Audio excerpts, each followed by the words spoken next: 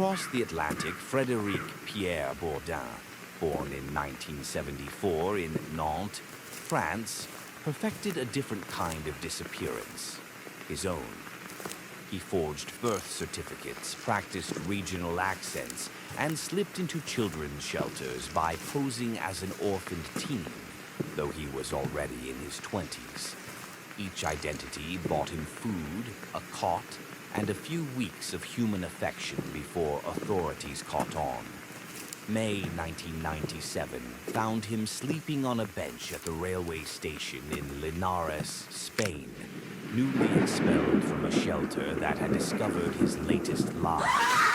Cold, desperate, and hunted by Interpol, Bourdin ducked into the social services office after closing time, rifled the fax machine's out tray, and stopped when he saw an American missing child bulletin.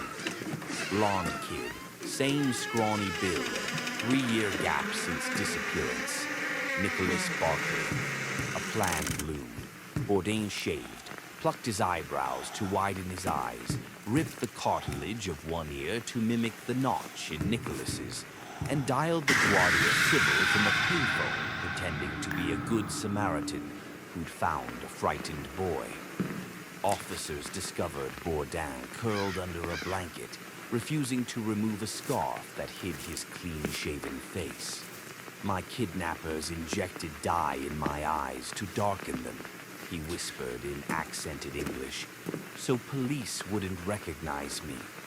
He recounted a cinema-ready horror, abduction outside a Texas school, transit by boat to Europe, years in a pedophile ring that forced him to speak only French. The story was outlandish, but trauma can warp details, and no official wanted to risk sending a victim back to hell. Spain called the U.S. Embassy in Madrid, which faxed Nicholas's poster to Linares. Even the photo mismatch could be explained, the embassy reasoned. 3 years and torture will change a boy. The consulate issued an emergency passport in the name of Nicholas Patrick Barclay. Carrie Gibson, Nicholas's half-sister, had aged into motherhood during the 3-year void, yet she flew to Spain clinging to one phrase: maybe he's alive.